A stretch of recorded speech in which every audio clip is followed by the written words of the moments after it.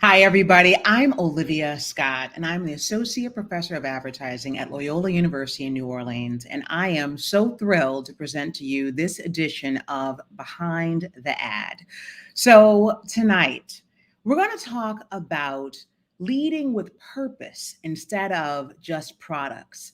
I don't know about you, but what I know for sure in my personal life and also in my professional life is that there are more products for me to choose from than I have any capacity to even decipher through.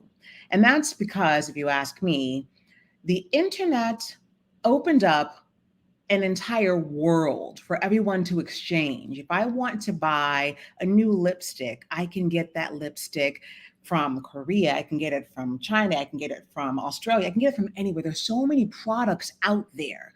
So there's another way for those of us who are in advertising and marketing to be able to connect with our potential customers outside of just offering product after product. We actually can offer values, we can offer beliefs, we can offer purpose. And I am so grateful that I've had the privilege of encountering Pat McGuinness from Trumpet Advertising. He's the CEO and creative director, and he's here with us tonight to talk about his personal beliefs and leading change in advertising by leading with purpose and not products. So, with no further ado, Pat McGuinness, are you here with us? I am. Thank you for having me. It's great to be with you, Olivia. Thank you so much. So, Pat, I'm really grateful that we connected and we were kind of talking before, we were vibing back and forth about where you stand on this particular topic. So, just have a couple of questions for you. Not going to take a whole bunch of time tonight. I want to start by talking about when you started Trumpet. So, you started Trumpet 25 years ago. Yeah, we started out of the skins of a traditional New Orleans advertising agency called Bauerlein that had been around, I believe, since the 20s. But we wanted to do something different. We were seeing the sand shift under our feet, and this idea of product parity that you mentioned was becoming something that was having effects on consumers in general. People wanted, they were, if you think about it, this modern manufacturing, the time in history where we are, it used to be where brands could just sort of, turn the fire hose on of information at a captive audience. But these days, that's no longer the case, obviously.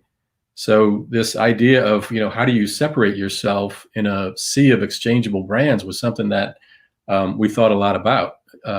Whether it's lipstick or automobiles or, not just products, but services, speed to market, manufacturing technologies, make it such that almost overnight there's product parity in almost every category. So, we started to think about how do you separate yourself? How do you elevate yourself as an organization or as a business in this sea of exchangeable brands? And, for us, we started to think about connecting on not just a practical level. It used to be, what's your USP, your unique selling proposition? And that was always, some feature of a product, product benefit that that was becoming less and less ownable because more and more, businesses were copying one another.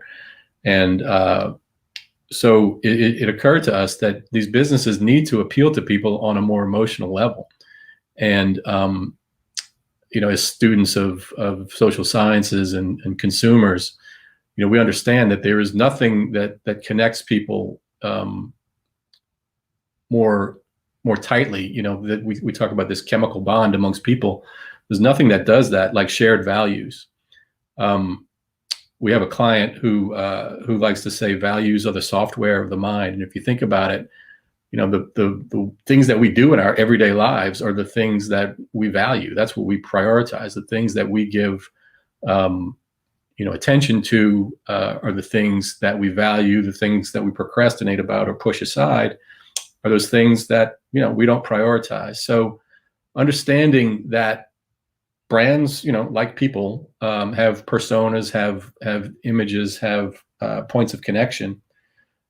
we set out to elevate the importance of connecting on an emotional level. Again, if you think about it, the organizations that have the most cohesive groups of individuals are things like political parties or a good marriage, or armies. I mean, these are things that are united behind shared beliefs and shared values. And groups of people will come together to create organizations, and values are a very, very important part of attracting people to one another, people to brands, and maintaining those bonds.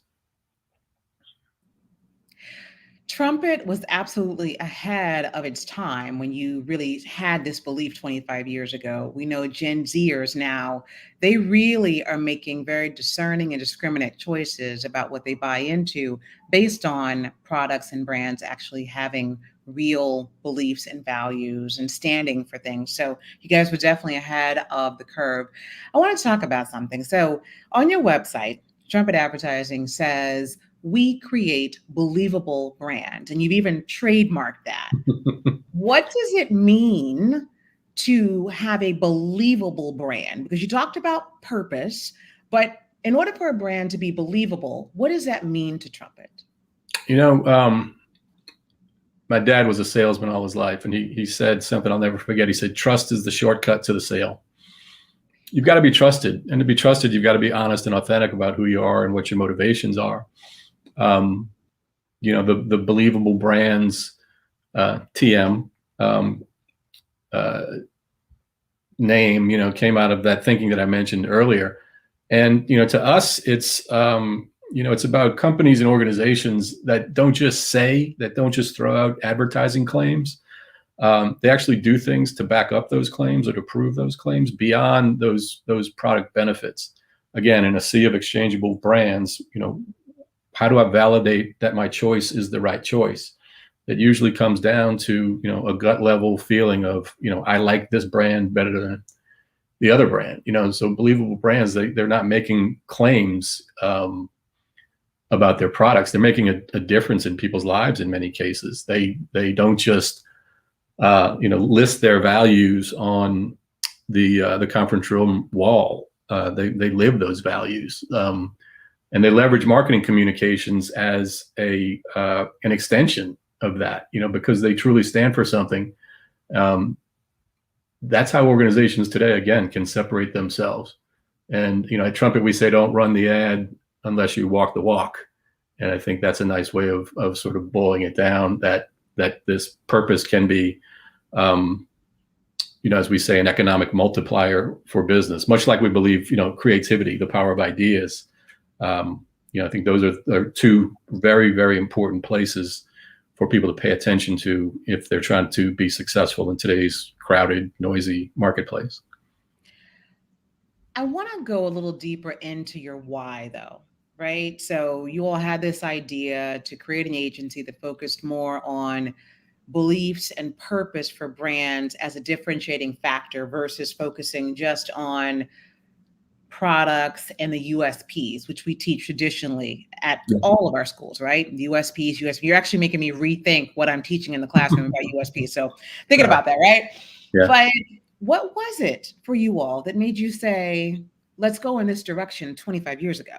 Well, I mean, being honest about it, we were a small agency, and most agencies, at the time, and the majority still today, are trying to be all things to all people. And, as a, that's what the multinationals are for, right? The big conglomerates. I think more and more people are seeing the need to specialize, whether it's in a category, you have your healthcare agencies or your tourism agencies, those sorts of things, or by tactic, a digital agency versus, somebody who specializes in some other channel. We wanted to sort of segment the universe of potential clients by this belief in purpose, in doing something, grounded in values, and it's not entirely altruistic. There are studies. a guy named Raj Sisodia and others have benchmarked the performance of companies like Whole Foods, like Southwest Airlines, like the Nikes and the Apples against companies that in the same category. It's sort of like Disney versus the other big theme parks, the MGMs or the I'm sorry, the others are escaping my brain right now. But these companies, they perform better. They perform better, financially, and are more profitable because they connect with people. And they also, one important part of this is that they retain their employees at a much higher rate than other organizations. So you have people that are proud of where they work. They understand why they're there beyond just, selling widget A or widget B. And it creates a much more fulfilling work atmosphere for people. We talk about branding starts from the inside. You brand from the inside out. You've got to make sure that your company culture is such that it can create an authentic customer experience. And if there's a gap between those things, between who you say you are and what the customer experiences, that can be expensive. Yes. And in this model, communication simply becomes an extension of that purpose. It doesn't have to be boring. It can be an award-winning, money-making extension of that purpose. Right. A creatively, innovative extension. But again, it really is just understanding who you are, what you stand for, what's the moment of opportunity with the customer based on what they want out of the relationship, and then simply solving for X. So you guys have been very mission centric and very focused on this particular thought process, philosophy. Right. Do you feel that you would have been more profitable, or I'll ask it a different way, have you lost clients if they haven't really focused on having purpose? Right. So it's like, that's a great question. We've always believed that money follows quality. So, whatever the perspective is, the work has to be great. And that, in our mind is table stakes. It's cost of entry. This idea of purpose, it's liberated us in some sense. We do practice what we preach. It is not a case where the cobbler has the cobbler's son has no shoes. We help organizations identify their purpose. It's not about inventing a purpose. It's about finding it within the DNA of the organization, or the fever dream of the founders, and helping them articulate it and share it with the world. And that's our purpose. Our purpose is to help organizations find theirs. And because we believe this is how modern organizations succeed in 2022. And that belief has held firm. And in days past, we would walk into a presentation or a new business meeting and, trying to decipher what people wanted from us, trying to, sort of read the tea leaves and spewing back what we thought they wanted to hear, maybe, kind of bending over backwards and trying to do what they wanted.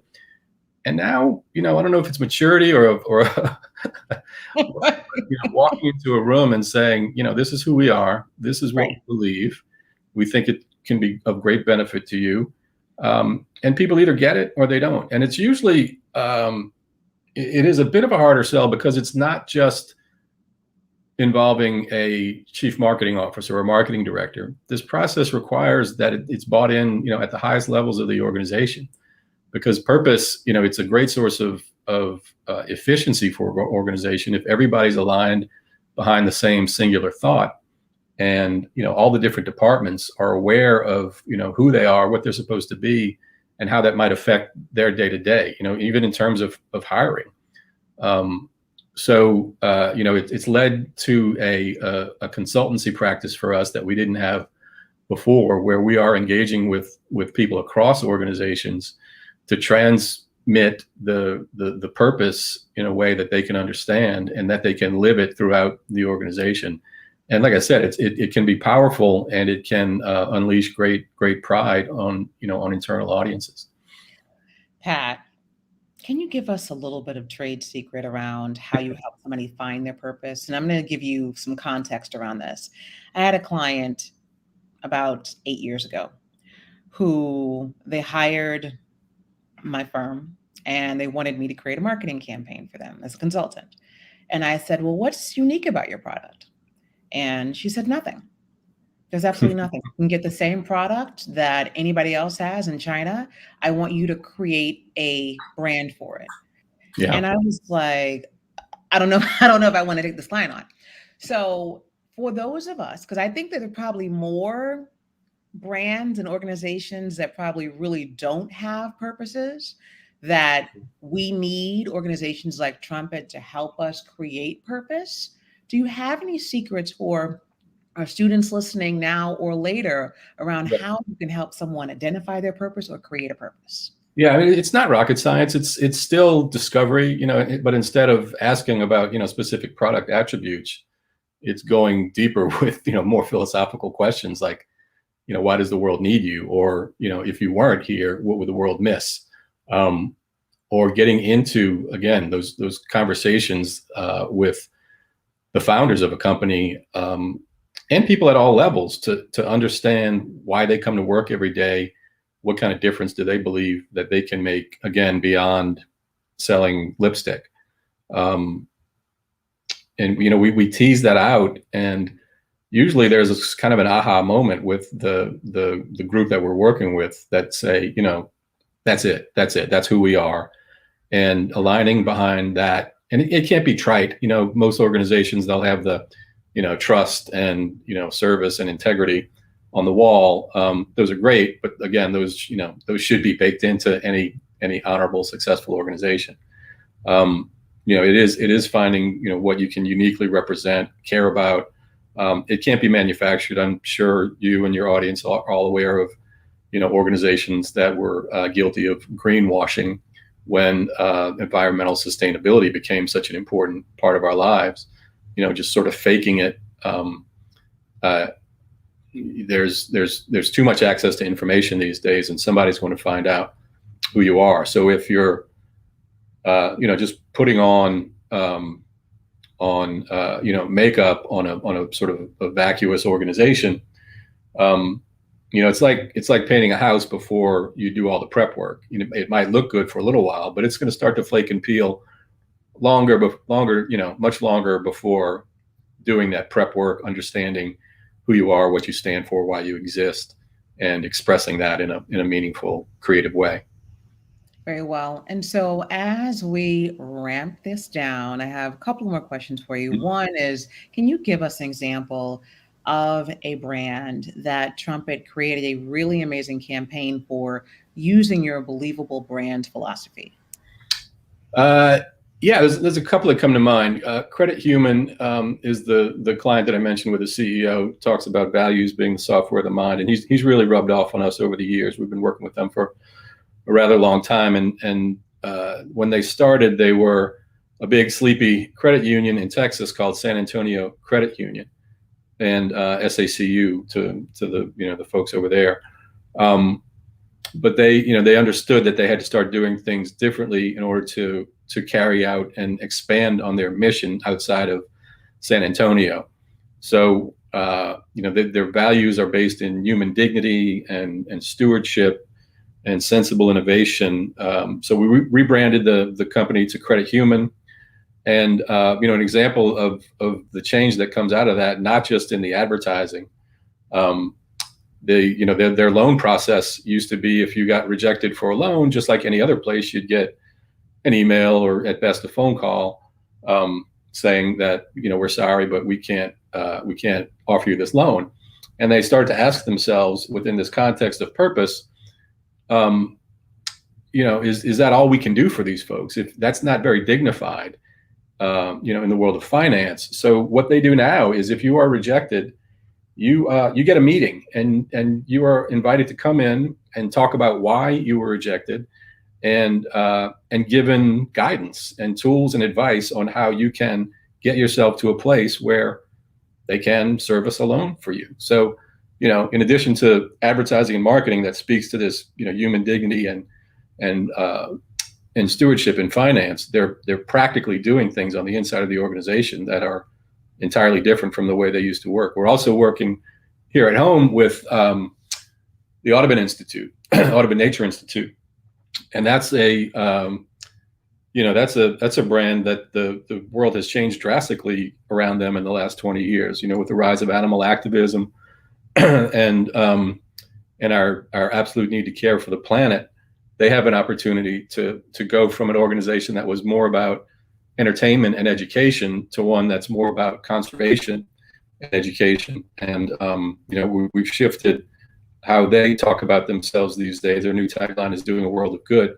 But we're highlighting the things that they used to just sort of keep under a bushel, the conservation work they do with whooping cranes and other species here in our region, but as well as the affiliations that they have around the world that are helping to improve the conditions of nature and wildlife, for our planet moving forward.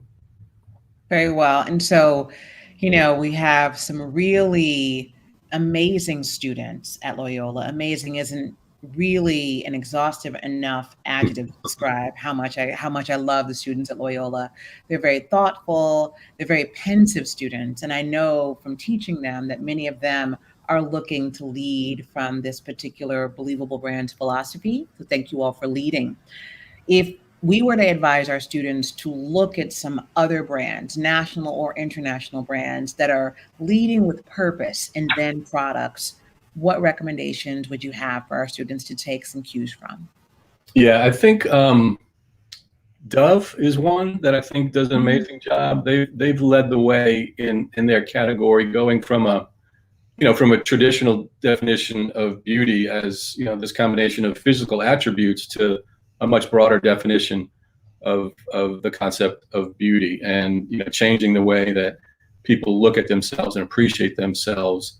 And as a result, their sales have exploded. I think they were at like 2.5 billion, before they started this shift in how they talk about themselves, and I think it was like 4 billion, after these changes took place.